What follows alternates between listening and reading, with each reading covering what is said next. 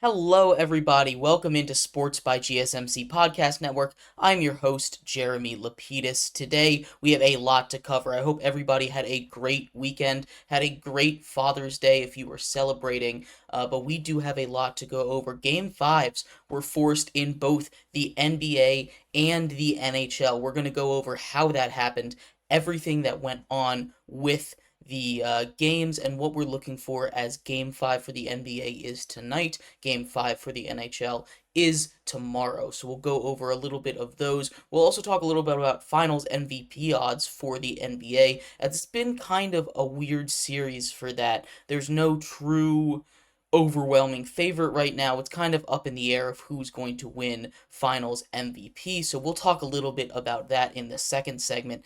In the third segment, that's where we'll cover the NHL. In the fourth and fifth segment, we're going to talk a little bit about baseball. If you are paying attention to baseball standings right now, in the NL especially, and a little bit in the AL, but especially in the NL, there are a lot of teams that are kind of grouped very tightly together.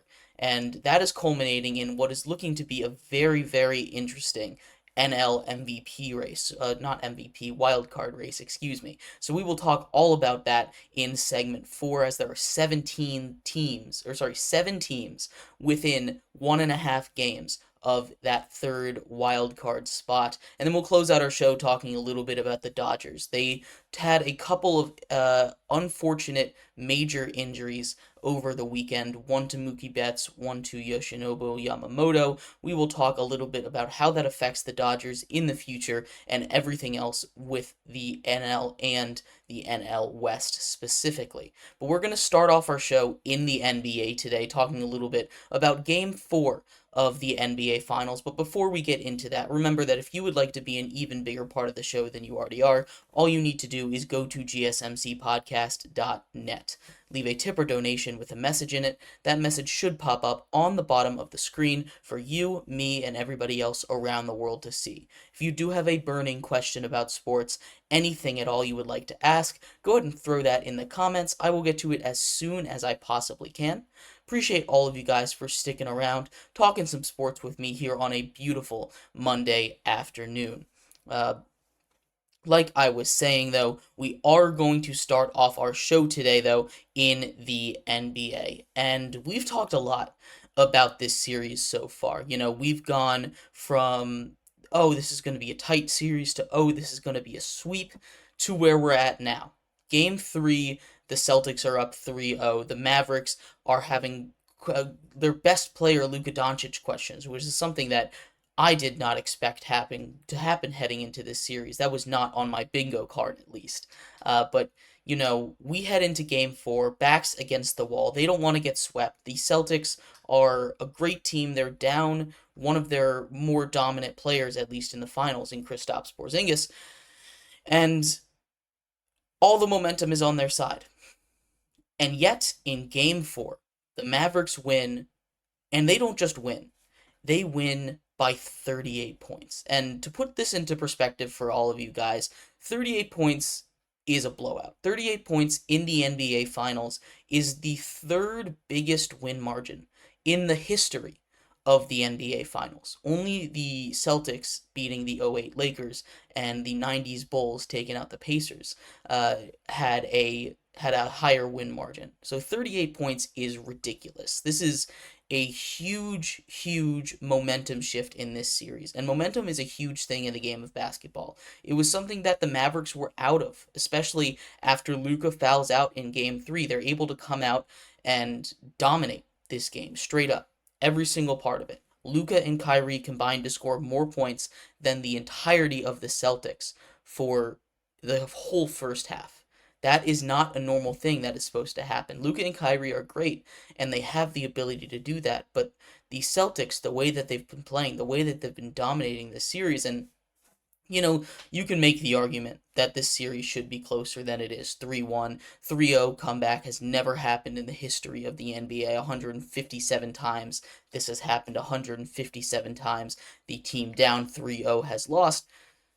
But the Mavericks have a little bit of hope left, and hope is a dangerous thing in sports. As if you were a team that's trying to close out, it's a dangerous thing, right? Because these teams, they play with everything they have. They got nothing to lose, right? They lose, they're done. These teams with the lead, they lose, they get another chance. The Celtics have 4 shots to win one game. The Mavericks, on the other hand, cannot lose for the rest of the season. Otherwise, it is done. This is a point where we get to see, are the Celtics able to clutch up? Are the Celtics able to make those moves? Are they able to lock in and be that great team that we know they are? They haven't really dealt with a fully healthy team with nothing to lose yet, right? When we look at what their playoff run has been, we talk about they were up three, they were up, they took care of business against the Heat, without Jimmy Butler. They took care of business against the Donovan Mitchell-less Cleveland Cavaliers. They took care of business against the Tyrese Halliburton-less Indiana Pacers.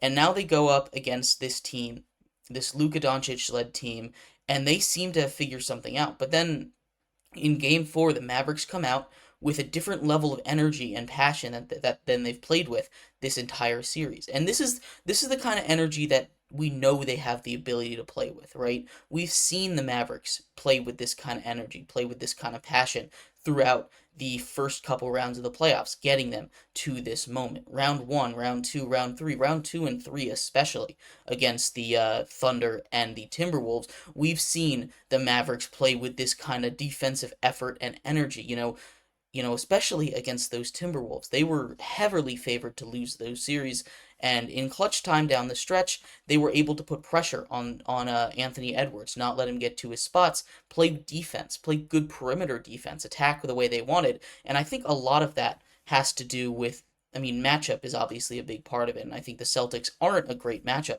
for the Mavericks, but not having Kristaps Porzingis in there is huge for their game plan, right? You have a team that loves to attack the centers down low.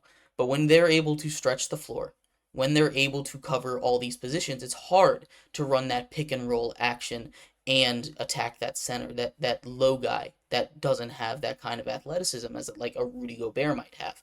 But with Al Horford down there, and again, nothing against Al Horford, what he's been able to do this finals as a 38-year-old player. Again, 38 years old, Al Horford is playing some really good basketball. Now, it gets to the point where he can't play 30 minutes a game, but you shouldn't expect a 38-year-old Al Horford to play 30 minutes per game, right? That is kind of an unreasonable expectation for you to have if you are watching this series from a Celtics fan point of view, from really any point of view. You shouldn't expect Al Horford to play 30 minutes of great basketball at 38 years old, but he's giving you 25 minutes of really quality basketball, really good defensive basketball. He's able to switch onto guys like Luka, make that pick and roll a lot harder to deal with. He's been able to keep up with him. Luka tried a lot of those same dribble moves he tried on Rudy Gobert, and Al Horford has been able to stay with him, stay agile. It's been a huge, huge part of what's made the Celtics team look so dominant in these playoffs so far, especially against the Mavericks. But what we saw in game 4 and what we saw really in what we saw in game 4 and the back half of game and right before Luka fouled out in game 3, right? When the Mavericks were playing better basketball than them, they were playing with high intensity, with high energy, and this is what they need to do. The Celtics play fast, and I think the Mavericks are finally figuring that out, right? The Mavericks like to play a little bit slower. They like to play, their speed of basketball, but the Celtics aren't going to let them do that.